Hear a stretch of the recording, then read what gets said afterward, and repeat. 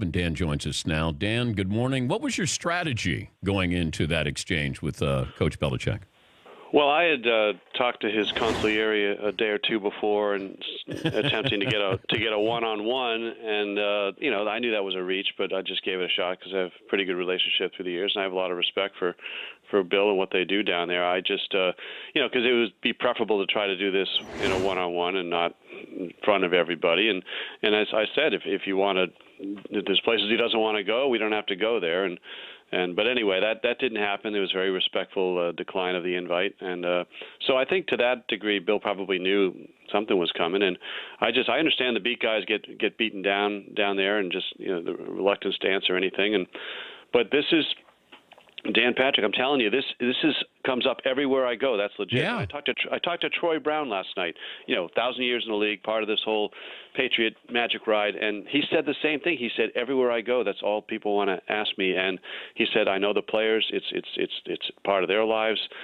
So yeah, I think it's a fair game. First day back, opening camp, and here we go. And I knew. To that end, I knew he was going to stonewall, and the fallback is often we're just talking about now and what's ahead.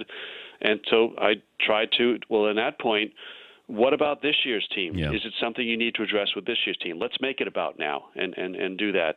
And do you care that the fans are not satisfied with this? Does that matter to you?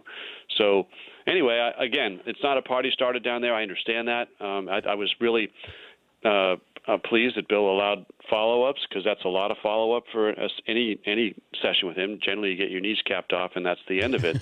So I thought that was I respected that, and I would appreciate that.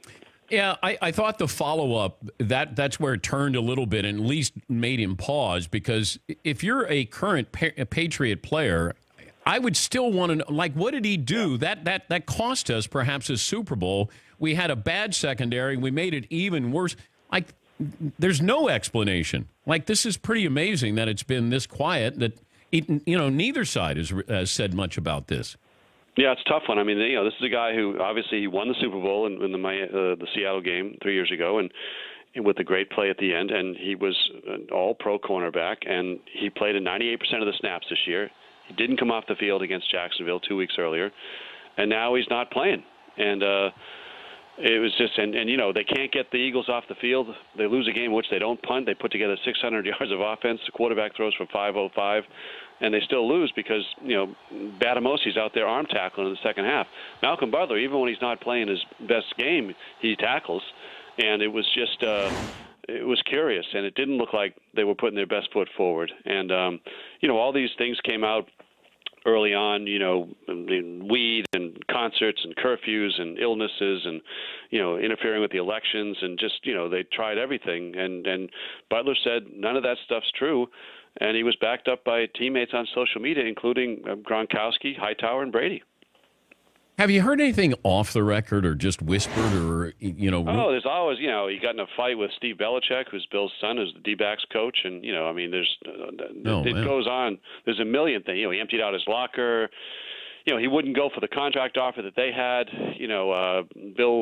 Bill said we'll win without him, and then kind of got locked into it. I don't know.